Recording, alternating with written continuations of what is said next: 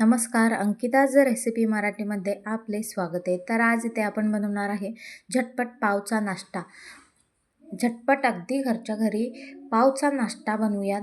अगदी 5 मिनिटात तयार होणारी ही आपली रेसिपी असणार आहे. सकाळच्या घाईघाईत आपल्याला पटकन मुलांसाठी हेल्दी ब्रेकफास्ट आणि हेल्दी नाश्ता आपण बनवून देतो टिफिनसाठी, तसा हा आपण इथे झटपट असा टिफिनसाठी 2 प्रकारचे वेगवेगळ्या पावपासून 2 प्रकारचे वेगवेगळ्या पद्धतीचे आपण इकडे नाश्ता तयार करणार आहे. ते कसा बनवायचं ते पाहूयात.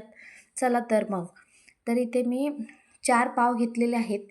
4 पाव घेतलेले आहेत, ते राहिलेले पाव आहेत. मग इकडे आपण 1 कांदा आणि 1 टोमॅटो आणि थोडीशी कोथिंबीर घेतलेली आहे.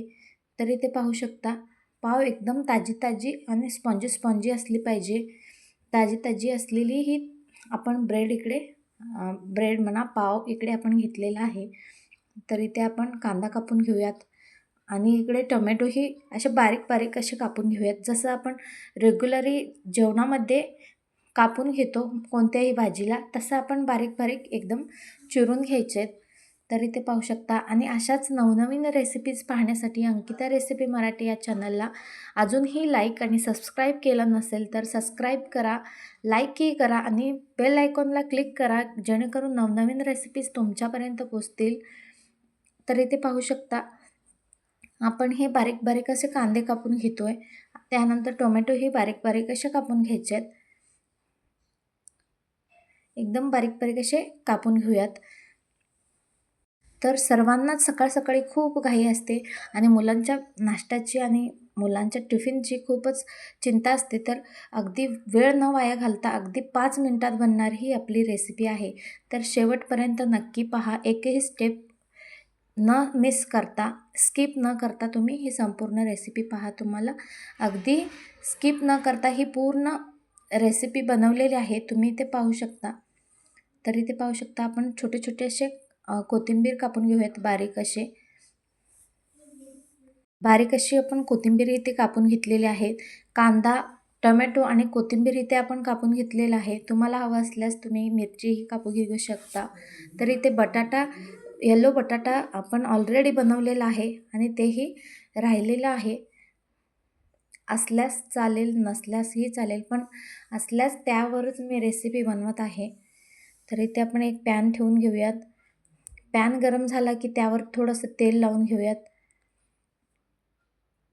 तेल लावून घ्यायचं आणि असे आपण पाव आपण घ्यायचे आहेत, वेगवेगळे करून घ्यायचे आणि असे आपण कापून घ्यायचे आहेत. मधून असे 2 भाग करून घ्यायचे आहेत. इथे पाहू शकता, यावर आपण मसाले लावून पॅनवर शेकून घ्यायचे आहेत. तर मधून असे आपण कापून घ्यायचे आहेत. चारही पाव आपण अशा पद्धतीने हे कापून घेऊयात. तर इथे पाहू शकता, एकदम अप्रतिम अशी ही रेसिपी आहे. अगदी झटपट आणि सिंपल रेसिपी असणार आहे. तर इथे पाहू शकता, आपण हे सगळं कापून घेतलं. आता आपण त्याला थोडंसं तेल लावून घ्यायचं आहे. मी ब्रशच्या सहाय्याने थोडंसं तेल लावून घेते. थोडंसं तेल लावून घेतलं की आपण हे त्याच बाजूनी आपण पॅनवर ठेवलं की पॅनला अजिबात चिटकणार नाही. आणि पॅनला छान तेल लावून घ्यायचं आणि कडकडीत गरम होऊ द्यायचं, जेणेकरून पॅनला अजिबात चिटकणार नाही हे पाव. तर इथे आपला पॅन गरम झालेला आहे आणि स्लो फ्लेमवर आपण ठेवलेलं आहे. गॅसचा फ्लेम फास्ट करून आपण पुन्हा स्लो फ्लेमवर इथे ठेवलेला आहे. व्यवस्थित असं परतून घ्यायचा. पाव कशा शेकायचं बघा, असं फिरवून घ्यायचा म्हणजे पाव मस्त चटकेदार शेकल्या जातात. तर इथे पाहू शकता, अशा पद्धतीचा आपला हा पाव शेकून घ्यायचा आहे.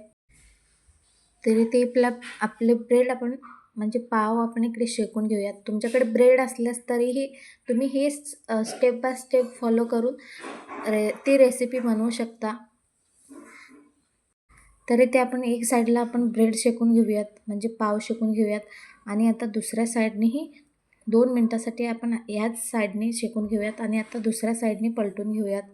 इथे पाहू शकता, दुसऱ्या साईडलाही आपण व्यवस्थित लालसर असा आपण रंग येईपर्यंत आपण हे भाजून घ्यायचं आहे. तर इथे आपलं एक साईडला ब्रेड शेकून झालेलं आहेत, म्हणजे पाव शेकून झालेले आहेत. तर यावर आपण आता रेसिपी करणार आहे. ह्याच साईडने आपण आता यावर रेसिपी करणार आहे. ह्याही साईडला आपण व्यवस्थित शेकून घ्यायचं आहे. आता आपण यामध्ये बटाटा घ्यायचं आहे. येलो बटाटा आपण इकडे जे घेतलेलं आहे ते बटाटा आपण हे लावून घ्यायचं, असं पसरून घ्यायचं.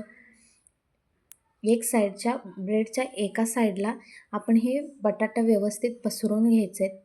दोन्हीही साईडला एका पाववर आपण हे सगळं बटाटा आपण पसरवून घेऊयात. बटाटा घालून घेतलं की त्यावर आपण कांदा घालून घेणार आहेत. बारीक असे कापून घेतलेले कांदे आणि टोमॅटोही यावर थोडंसं तो घालून घ्यायचं आहे. तर इथे आपण दोन्ही साईडला कांदे घालून घेतलं आणि त्यावर थोडेसे टमाटर इथे आपण घालून घेऊयात. इथे पाहू शकता यावर थोडेसे टोमॅटोही घालून घ्यायचे आहेत आणि त्यानंतर थोडंसं मीठ आपण यामध्ये घालून घ्यायचं आहे. मीठही घालून घेतला आणि त्यानंतर थोडंसं लाल तिखट यामध्ये जाईल. तुम्हाला जर लाल तिखट स्किप करायचं असेल तर तुम्ही मिरचीही यामध्ये घालू शकता. लाल तिखट इथे मी वापरत आहे. तुम्हाला स्किप करायचं असेल तर तुम्ही करू शकता. काहीही नाही घालतात तरीही करू शकता, पण मुलांसाठी बनवत आहे तुम्ही लाल तिखटही आणि मिरचीही न घालता बनवू शकता. आणि थोडीशी मोठ्यांसाठी म्हणजे तिखट असं झणझणीत असलं ना एक नंबर लागते. आता वरून कोथिंबीरही घातली आणि त्यावर असा बंद करून घ्यायचा. ब्रेड आपण असा बंद करून घ्यायचा आणि थोडंसं हलकंसं प्रेस करून घ्यायचा. आणि त्यावर थोडंसं दाबलं की मस्त कुरकुरीत बनते. अगदी कुरकुरीत, झटपटीत आणि सर्वांनाच खूप आवडेल अशी ही रेसिपी असणार आहे आपली. इथे पाहू शकता मस्त अशी दोन्हीही साईडला आपण कुरकुरीत होणे इतपत म्हणजे 1 मिनटासाठी आपण उलटपलट करून घ्यायची आणि नंतर आता आपण हे काढून घ्यायचं आहे. इथे पाहू शकता आपला हा नाश्ता तयार झाला की आता आपण काढून घ्यायचं आहे. मस्त सॉसबरोबर हे अप्रतिम लागते.